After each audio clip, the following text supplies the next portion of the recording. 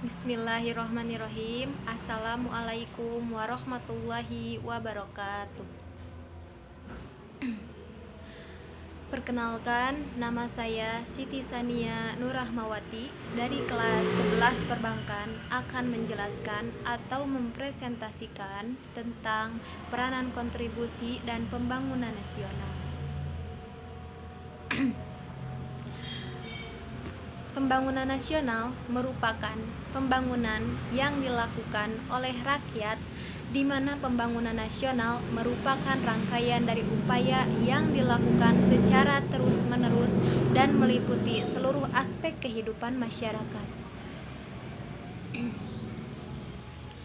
Tujuan dari pembangunan sendiri merupakan mewujudkan masyarakat yang adil dan makmur berdasarkan Pancasila dan Undang-Undang Dasar 1945. Pembangunan nasional dilaksanakan oleh seluruh komponen, yakni masyarakat dan pemerintah. Pembangunan nasional dilaksanakan secara berencana, menyeluruh, terpadu, terarah, dan berkelanjutan dalam rangka peningkatan taraf hidup masyarakat.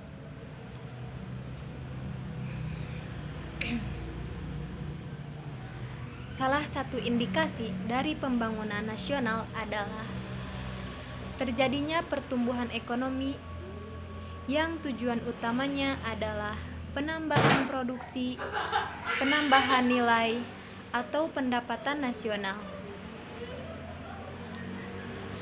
Keberhasilan pembangunan akan meningkatkan taraf hidup masyarakat. Salah satu tujuan pembangunan ekonomi jangka panjang adalah terciptanya stabilitas ekonomi di masing-masing bidang. Pembangunan daerah merupakan salah satu bagian dari pembangunan nasional. Oleh karena itu, pembangunan daerah diimplementasikan pada berbagai aspek kehidupan, yang mana program-program tersebut dilaksanakan dengan penekanan pada pembangunan di bidang ekonomi.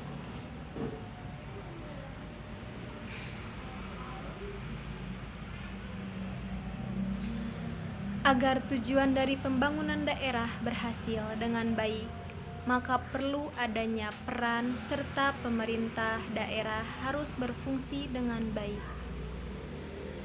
Dengan berbagai fungsi, macam metode penelitian untuk menganalisa perekonomian daerah penting sekali untuk mengumpulkan lebih banyak mengenai sifat-sifat perekonomian suatu daerah dan mengenai pertumbuhan ekonomi daerah.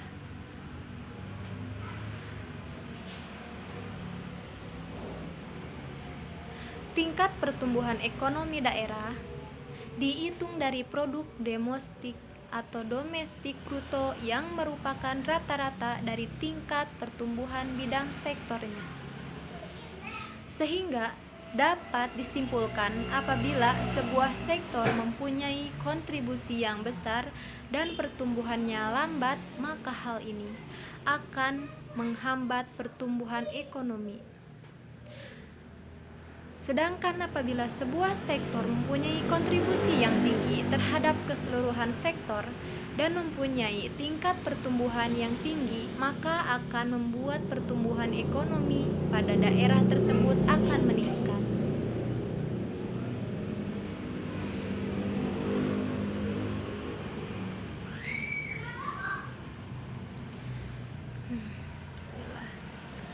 Menurut teori ekonomi klasik menyatakan bahwa pertumbuhan perekonomian dipengaruhi faktor utama, yaitu faktor sumber daya alam, di mana sumber daya alam menentukan maju atau tidaknya perekonomian yang ada di sana.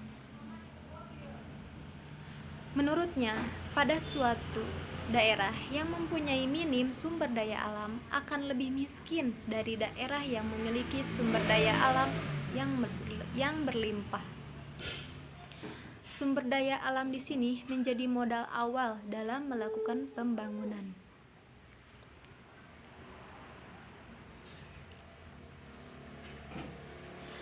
Pembangunan sektor ekonomi dengan mengacu pada sektor unggulan selain berdampak pada percepatan pertumbuhan ekonomi juga akan berpengaruh bagi kondisi perekonomian masyarakat. Penentuan dalam sektor unggulan menjadi hal yang penting dalam perencanaan perekonomian daerah, di mana saat ini daerah dipegangi kekuasaan yang besar untuk mengembangkan daerahnya. Apabila tidak ada pemanfaatan lebih lanjut, maka akan percuma.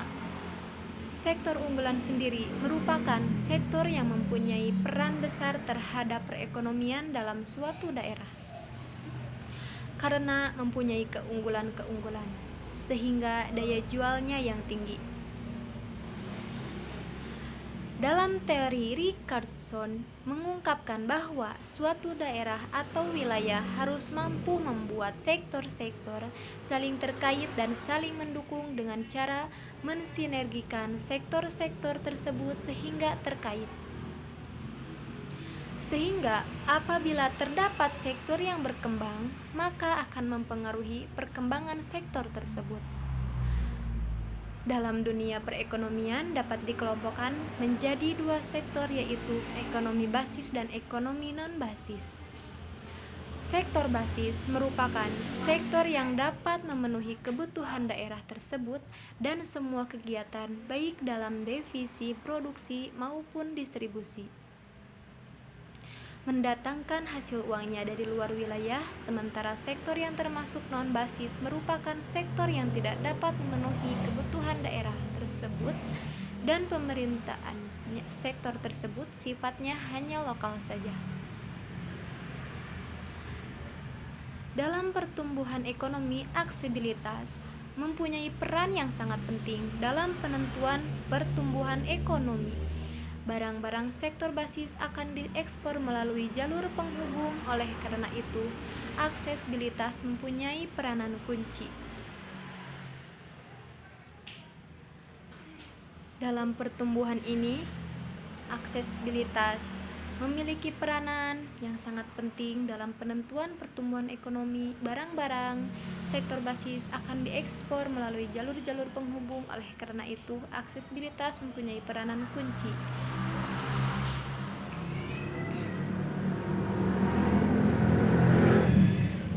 Oke, setelah itu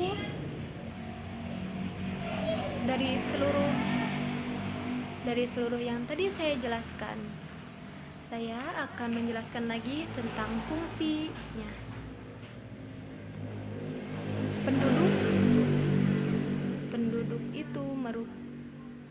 Penduduk merupakan modal penting dalam pembangunan nasional. Penduduk seperti apakah yang dapat ikut berperan dan berfungsi dengan baik dalam pembangunan nasional? Kita coba memahaminya dengan mendengarkan uraian saya. Kualitas penduduk, apakah yang dimaksud dengan istilah kualitas penduduk? Kualitas penduduk berkaitan erat dengan kemampuan penduduk suatu bangsa untuk mengolah sekaligus memanfaatkan sumber daya alam yang ada, untuk memenuhi kebutuhan hidup dan meningkatkan kesejahteraan mereka. Indikator kualitas atau mutu sumber daya manusia dapat dilihat dari sudut pandang beberapa aspek seperti tingkat pendidikan, pendapatan, dan tingkat kesehatan. Indikator dari tingkat kesehatan penduduk dapat kita lihat dari angka kematian dan angka harapan hidupnya. Tinggi angka kematian menggambarkan tingkat kesehatan penduduk yang rendah dan tingginya angka harapan hidup menggambarkan tingkat kesehatan penduduk yang baik. Tingkat kesehatan penduduk juga selalu berhubungan dengan pendapatan penduduk. Semakin tinggi pendapatan penduduk suatu bangsa, maka pengeluaran untuk mendapatkan pelayanan kesehatan juga akan semakin tinggi. Semakin tinggi pendapatan penduduk suatu bangsa, maka pengeluaran untuk mendapatkan pelayanan kesehatan juga akan semakin tinggi. Penduduk yang memiliki pendapatan tinggi dapat menikmati makanan yang berkualitas dan memenuhi standar kesehatan. Sementara penduduk yang tinggi, tingkat pendidikannya diharapkan akan memiliki produktivitas yang tinggi pula jika dibandingkan dengan orang yang berpendidikan rendah. Beberapa hal yang dapat mempengaruhi kualitas penduduk Indonesia adalah tingkat pendidikan, kondisi kesehatan, dan tingkat pendapatan. Tingkat pendidikan merupakan potensi sumber daya manusia yang unggul, sementara tingkat kesehatan mencerminkan kesejahteraan suatu negara. Sedangkan pendapatan yang tinggi sangat berpengaruh terhadap upaya pemenuhan kebutuhan masyarakat di suatu negara. Ketiga indikator tersebut saling mempengaruhi satu sama lain. Bagaimana dengan kualitas penduduk di sekitarmu?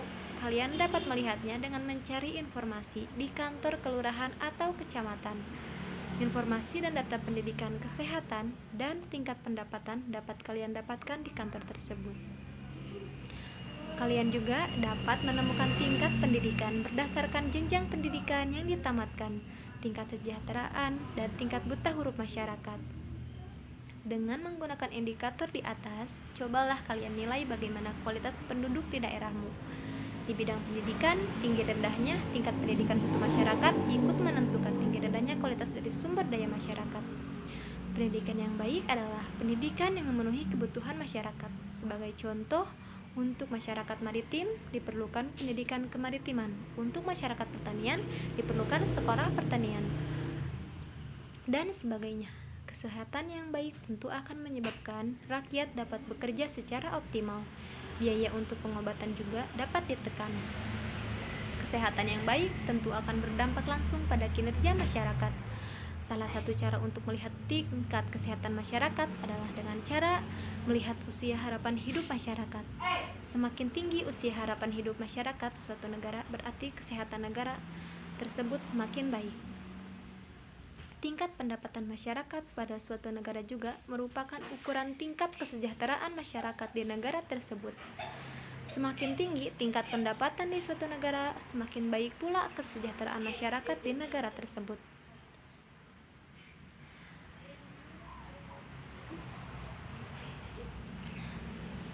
Bagaimana caranya untuk mewujudkan tujuan pembangunan nasional? Syarat utamanya tentu bangsa Indonesia harus terlebih dahulu memiliki modal dasar. Modal dasar dari pembangunan nasional adalah segala sumber kekuatan nasional yang ada dan harus didayagunakan bangsa Indonesia dalam pembangunan nasional. Modal dasar dari pembangunan nasional Indonesia antara lain: 1. Kemerdekaan dan kedaulatan. 2. Jiwa dan semangat persatuan. 3. Wilayah Nusantara. 4. Kekayaan alam yang beraneka ragam. 5. Penduduk serta 6. Adat istiadat dan budaya bangsa. Oke, sekian dari saya. Mohon maaf bila ada kesalahan. Wabillahi taufiq wal hidayah. Wassalamualaikum warahmatullahi wabarakatuh.